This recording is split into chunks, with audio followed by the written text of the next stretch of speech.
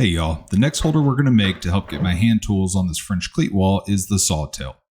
This Sawtail was inspired by a build from Andy Rawls a while back where he made a very simple till with just 3 cross pieces. So we're going to replicate that with all hand-cut dovetail joinery. To get the general shape of the 2 sideboards identical, I marked out the shape on one using different sized cans for various radiuses, and then taped the 2 together before following those lines on the bandsaw. You can do something more decorative if you want, but I'm going for a real simple classic look. After cleaning up the sides, it was time to cut the dovetails. I'm taking inspiration for each of these 3 holders that I'm building from different YouTubers I watch, and I always learn a ton from Andy's videos. I had the chance to meet him a few months back at the Texas Woodworking Festival. He was a great down-to-earth guy, so I'm really looking forward to this build. The big goal for this is I need something universal for Western and Japanese saws. So I had to get specific with the measurements to accommodate multiple sizes of each, but more on that later. For the tails, I wanted to try a new technique here where I saw on the outside of the line and then chiseled back to the line. Normally I'm good at cutting straight lines, so I would just cut the line and call it a day. It's the only real structural requirement is that it's a straight cut. Everything else is just for aesthetics. But it turns out I'm not very good at chiseling straight lines. My technique is definitely off, so I ended up cleaning up what I could, but these tails are not going to be the straightest. Once I got the tails cut, I marked for the pins on the sideboards. This was my first time doing pins in this grain direction on the side of the boards like this. I had always done it on the end of boards, so I learned a few lessons here too.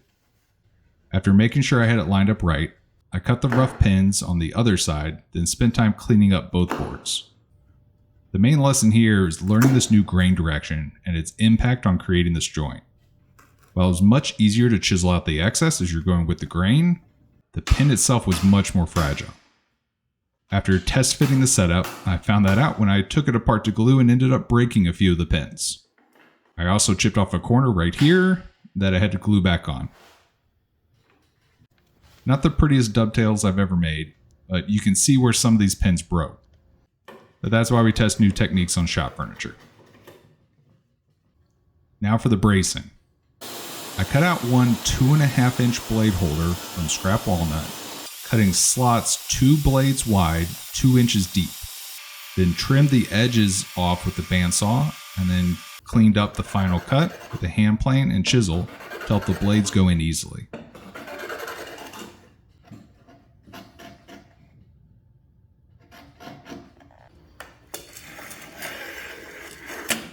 I also cut down a decorative strip for the bottom brace where all the Western handles will sit.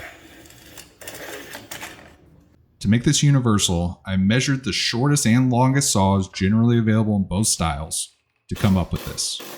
This allows one blade rest to accommodate both big and small Western saws, while still having room for the big Japanese saws to have their blades hanging down, but still be protected and not hanging below the till where they could get hit.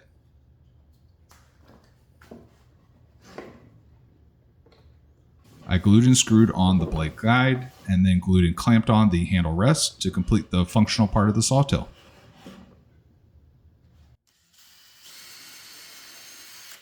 After attaching a French cleat and a quick coat of water-based poly, this holder is ready for use.